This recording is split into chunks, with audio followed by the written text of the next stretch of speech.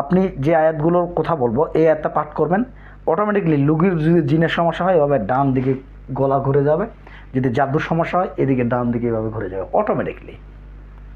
এভাবে আপনি একটা হাজিরাত করতে পারবেন। এই হাজিরাতের কীভাবে করবেন সেই বিষয় নিয়ে আমরা বিস্তারিত আলোচনা করব। আলহামদুলিল্লাহ, আউযু বিল্লাহি মিনাশ শাইতানির রাজিম, বিসমিল্লাহির রহমানির রহিম। আসসালামু আলাইকুম ওয়া রাহমাতুল্লাহি ওয়া বারাকাতুহু। সম্মানিত বন্ধুরা আমার, আপনারা সকলে কেমন আছেন? আশা করছি আলহামদুলিল্লাহ আপনারা সকলেই ভালো আছেন এবং সুস্থ আছেন। দোয়া করে আপনারা সকলেই ভালো থাকেন এবং সুস্থ থাকেন, এই দোয়া কামনা করছি। বন্ধুরা আমার, আজকে একটা গুরুত্বপূর্ণ টপিকস নিয়ে আজকে হাজির করব।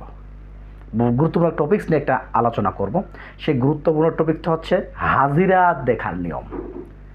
হাজিরাত দেখার নিয়ম, এটা কি জিনের রুগী নাকি জাদুর রুগী নাকি শারীরিক কোনো রোগ, এরকম যদি কোনো সমস্যা হয় ওই রুগীটার উপর হাজিরাত করে কিভাবে দেখবেন।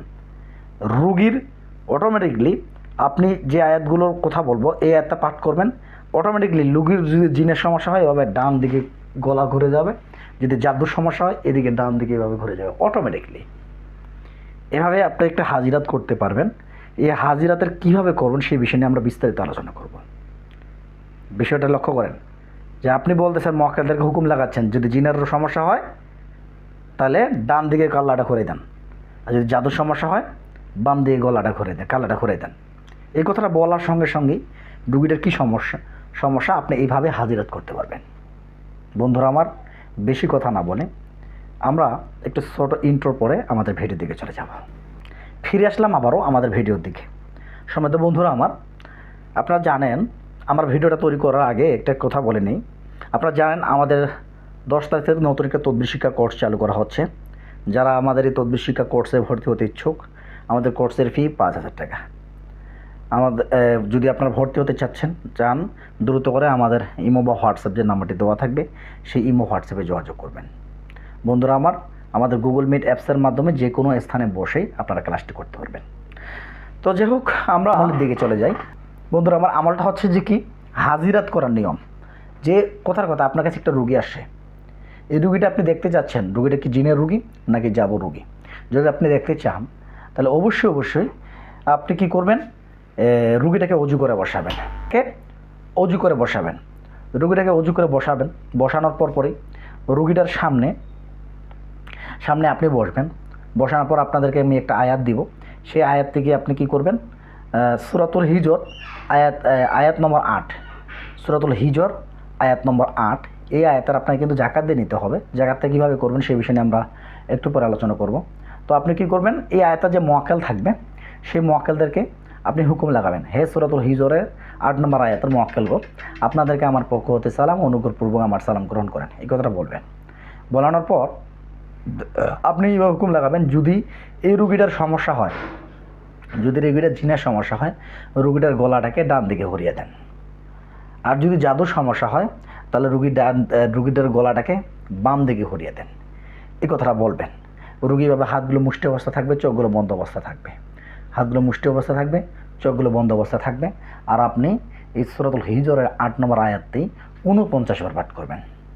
কয়বার পাঠ করবেন? 49 বার পাঠ করবেন। 49 বার পাঠ না করতে আপনার 49 বার পাঠ করার একটা টার্গেট থাকবে যে 49 বার আপনি পাঠ করবেন। কিন্তু এই টার্গেটের আগেও আপনারা কিন্তু সফলতা পেয়ে যেতে পারেন, যেমন 20 বার 21 বার এর মধ্যেই কিন্তু আপনি সফল পেয়ে যেতে পারেন। কিন্তু নিম্নত 49 বার পাঠ করবেন আর রোগীর গায়ের মধ্যে ফু দিতে থাকবেন। যদি দেখেন যে হুকুম লাগানোর পর আপনি এই আয়াতটা পাঠ করতে আপনার রুগীটার গলাটাকে ডান দিয়ে ঘুরে যাচ্ছে, তাহলে বুঝে নেবেন রুগীটার জিন্নাতের সমস্যা আছে। আর যদি দেখেন যে রুগীটার গলাটাকে বাম দিকে এইভাবে ঘুরিয়ে গেছে, তাহলে বুঝিয়ে নেবেন রুগীটার হচ্ছে জাদুর সমস্যা আছে।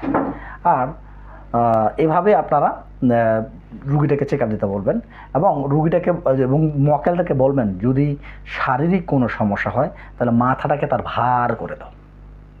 এভাবে হুকুম লাগাবেন যে মাথাটাকে ভার করে দাও, মাথা যেন ভারী হয়ে যাবে। শারীরিক সমস্যা হলে মাথা ভার হবে, জিন্নাতের সমস্যা হলে মাথাটা ডান দিকে ঘুরবে এবং জাদুর সমস্যা হলে মাথাটা বাম দিকে ঘুরবে। এভাবে আপনি হুকুম লাগাবেন আর আয়াত থেকে আপনি 49 বার পাঠ করবেন। সম্মানিত বন্ধুরা আমার, এখন এইটা হচ্ছে হাজিরাত দেখার নিয়ম নীতি, ঠিক আছে? তো এখন এই যে জাকাত, এই যে আমলটা আপনি করবেন, এই আমলটা কিন্তু আপনাকে জাকাত দিয়ে নিতে হবে। জাকাত ছাড়া কখনোই আপনার মোয়াক্কেলগুলো কাজ করবে না। এই জন্য আপনাকে জাকাত দেওয়ার নিয়ম যে কোনো বৃহস্পতিবার বা যে কোনো সোমবারের দিন থেকে আপনি আমল শুরু করবেন। যে কোনো বৃহস্পতিবার সোমবারের দিন থেকে আপনি এশারের নামাজের পর থেকে সুবহে সাদিকের আগ পর্যন্ত, এশারের নামাজের পর থেকে সুবহে সাদিকের আগ পর্যন্ত আপনারা কি করবেন, যে কোনো সময় একটা নির্ধারিত করে নেবেন। যে কোনো একটা সময় নির্ধারিত করে নেওয়ার পর আপনি দৈনিক এই সূরাতুল হিজরের 8 নম্বর আয়াতটি 1000 বার করে পাঠ করবেন। দৈনিক কী করবেন? 1000 বার করে পাঠ করবেন। এভাবে আপনাকে 41 দিনে 41,000 বার পাঠ করতে হবে এই সূরাতুল হিজরের 8 নম্বর আয়াতটি। এভাবে আপনার পাঠ করা হয়ে গেলে আপনি ছোটো বাচ্চাদেরকে কিছু মিষ্টি বা কোন গরিব দুঃখী মানুষদেরকে কোনো খাবার আপনি বিলিয়ে দেবেন। এভাবে আপনার জাকাত কমপ্লিট হবে। এভাবে আপনার 41 দিনের পর জাকাতের পর আপনি আমলটি করতে পারবেন। এবং সম্মানিত বন্ধুরা আমার, আপনাকে একটা কথা বলি যে আমি বারবার বলবো, যারা এই তদবির জগতের এই যে আমলগুলো করবেন, তদবির আমলগুলো করবেন, অবশ্যই আপনার ওস্তাদের প্রয়োজন আছে। আপনার কোনো শিক্ষকের কাছ থেকে আপনি অবশ্যই আগে এজাজত নিয়ে নেবেন। অবশ্যই শিক্ষকের কাছ থেকে আপনার এজাজত নিয়ে নেবেন। বা যদি আপনার কথার কথা কোনো শিক্ষক না থাকে তাহলে অবশ্যই আপনি আপনার বাবা মায়ের কাছ থেকে দোয়া নিয়ে তারপর আপনি আমলটাকে করতে শুরু করবেন। আর সম্মানিত বন্ধুরা আমার, আমাদের ছাত্ররা, বিশেষ করে যারা আমাদের ছাত্রদের জন্য আপনার এই আমলটার জন্য এজাজত থেকে গেল, এবং তবুও আমাদের ছাত্ররা অবশ্যই এজাজত নেওয়ার জন্য কমেন্ট করবেন যে ওস্তাদ আমি অমুকের ছেলে অমুক, মানে বাবার নাম লিখবেন এবং আপনার নাম লিখবেন, লেখার পর কত নম্বর ব্যাচ, ওই ব্যাচ নাম্বারটা লিখবেন, লিখে এজাজত চাইবেন, আমি আপনাদেরকে এজাজত দিয়ে দেব। আজ এ পর্যন্ত, সকলে ভালো থাকবেন, সুস্থ থাকবেন। আসসালামু আলাইকুম ও রহমতুল্লাহি ওয়া বারাকাতুহু। আল্লাহ হাফেজ।